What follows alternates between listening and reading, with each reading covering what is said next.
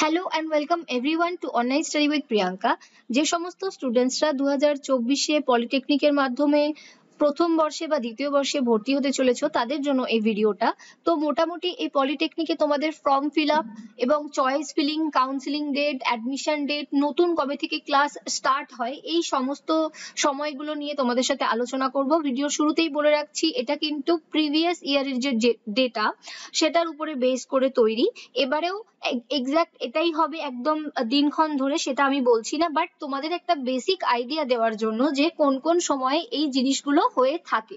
তবে ভিডিওর শুরুতেই আমি একটা কথা তোমাদের সাথে শেয়ার করতে চাই, তোমরাও যদি একমত হও সেটা জানিও যে আগের বারেও কিন্তু তোমাদের যে ফর্ম ফিল আপ সেটা শুরু হয়েছিল ফেব্রুয়ারি 2023 থেকে, কিন্তু তোমাদের যে নতুন সেশন স্টার্ট সেটা হয়েছিল মোটামুটি 18 বা 19-20 সেপ্টেম্বর মাসে। তো এখান থেকে তোমরা দেখতে পাচ্ছ যে এই যে ফর্ম ফিল আপ থেকে, পরীক্ষা থেকে এবং যে পুরো অ্যাডমিশন প্রসেস এটা কমপ্লিট করতে কিন্তু প্রায় 8 মাস লেগে যায়। তো এটার জন্য কি হয়, স্টুডেন্টসরা কিন্তু সঠিক যে সময় সেমিস্টারের যে 6 মাস সেইটা কিন্তু পার্টিকুলার তারা পায় না, এবং পরবর্তীকালে তাদের কিন্তু যে সিলেবাস সেটা শেষ করতে অসুবিধা হয় এবং ফার্স্ট সেমিস্টার ভালো করে কমপ্লিট হয় না, অনেকেরই সাপ্লি আসে, ব্যাক আসে।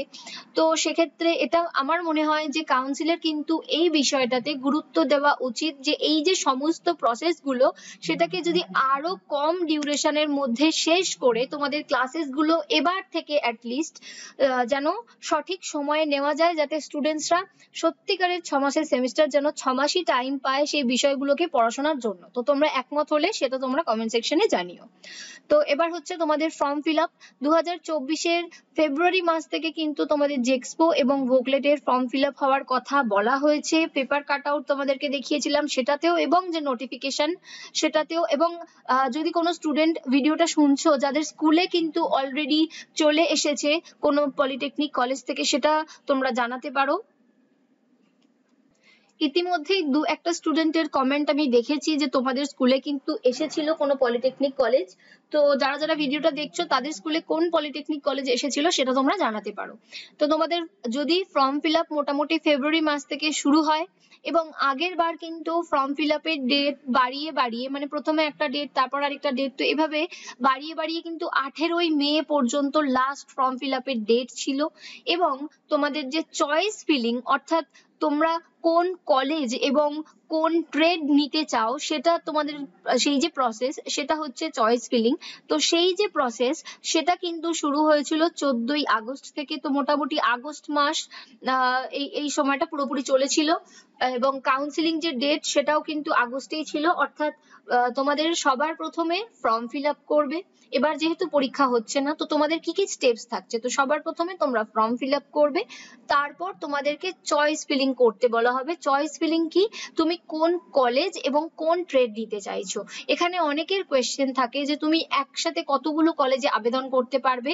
সেরকম কোনো বাধ্যতা কোনো কিছু নেই, তুমি যতগুলো কলেজ এবং যতগুলো ট্রেড নিতে ইচ্ছা তোমার সমস্ত গুলোতেই তুমি অ্যাপ্লাই করতে পারো। তোমাদের কাজ হচ্ছে অ্যাপ্লাই করা, এবং কাউন্সিলের কাজ হচ্ছে তোমার র্যাঙ্ক অনুযায়ী, অর্থাৎ তোমার যে র্যাঙ্ক আসছে তোমার নাম্বারের ভিত্তিতে, তো সেই অনুযায়ী তোমাকে সেই কলেজটা দেওয়া হচ্ছে কি হচ্ছে না বা সম্ভব কি সম্ভব না সেটা কাউন্সিলের দায়িত্ব। তো তোমাদের ব্যাপার হচ্ছে, তোমাদের যেটা হাতে সেটা হচ্ছে জিনিসটাকে অ্যাপ্লাই করা।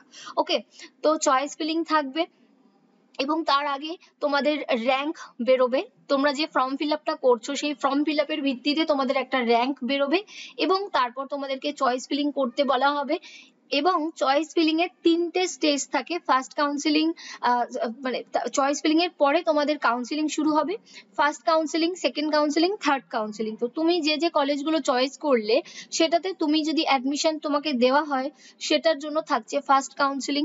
ফার্স্ট কাউন্সিলিং এ তুমি যে চয়েসটা পাচ্ছ সেটাতে তুমি যদি ভর্তি না হতে চাও, তুমি যদি উপরের দিকের যে কলেজেস গুলো রাখছো সেটাতে তুমি যদি চান্স পেতে চাও, সেটার জন্য তোমাদের থাকবে সেকেন্ড কাউন্সিলিং। এবং সেটাতেও তুমি যদি অ্যাডমিশন না নিয়ে অন্য তোমার উপরের দিকের যে চয়েসেস গুলো থাকছে সেটাতে তুমি যদি অ্যাডমিশন পেতে চাও, সেটার জন্য তোমার থাকছে থার্ড কাউন্সিলিং। এবং সবার শেষে থাকে, যে কটা সিট পড়ে থাকে সেটার জন্য থাকে স্পট কাউন্সিলিং। ওকে, তো চিন্তার কোনো বিষয় নেই, পরবর্তীকালে সমস্ত স্টেপ বাই স্টেপ তোমাদেরকে আমি ভিডিও দিয়ে দেবো। তো এই যে কাউন্সিলিং প্রসেস সেটা কিন্তু মোটামুটি আগস্ট মাস ধরে চলবে, বা এবারে বলা যাচ্ছে না মেবি আগে থেকেও শুরু হয়ে যেতে পারে।